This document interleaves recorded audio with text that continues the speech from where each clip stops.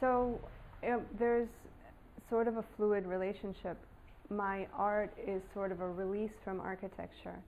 So I actually choose a medium that is very forgiving, and I work with a process that's known as collage, which collage allows a lot of mistakes. And obviously with architecture, you make a mistake and you're going to have a lot of screaming people.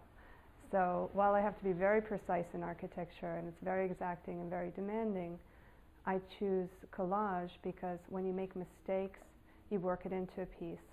And sometimes with collage, you start out in one direction and you end up in an entirely different direction.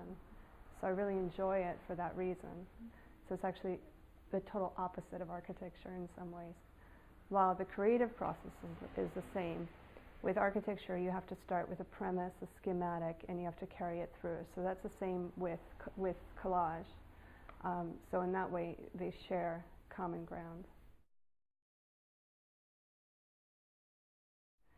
My subject matter, there's actually, this year there's going to be some overlap. I'm starting to do some buildings. I was trying to stay away from buildings because honestly, I was trying to turn off work and do something in my mind that was more relaxing. But now I'm starting to work some buildings into my collage. So this year I'll have a sort of a building series.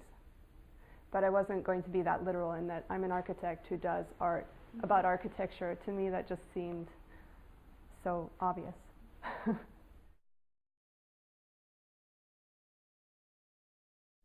It's a good question, and I think I bring the sensibility in terms of textures. My work, I suppose now that I think about it, my work is very much about texture in architecture.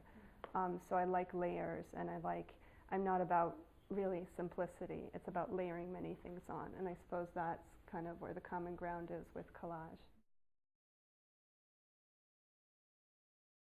I'm influenced by a couple of artists that are sort of the foundation of my work, which is Dali and Magritte and Surrealist. But it's not a literal translation in that some of my works, not the ones that you see behind me, but some of the works that I have, they're very dreamlike, and they juxtapose different images in a way that's like a dreamlike sequence.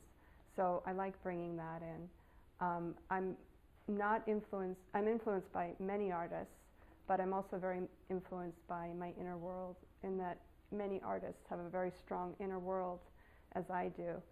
So sometimes I go to sleep and I wake up, excuse me, having completed a project. I do that both with architecture and with art. So while I'm sleeping, I'm thinking, I'm dreaming, and then when I wake up, I've completed the work. And it's a matter of then putting it down on paper.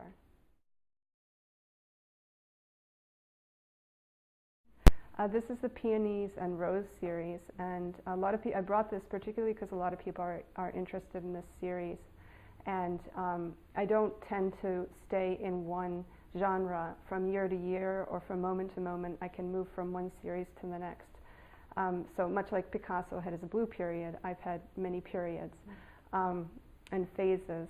And this one was about peonies and roses that grow outside my house, and I had very little time to complete it because peonies are fleeting. They have 1 week of bloom.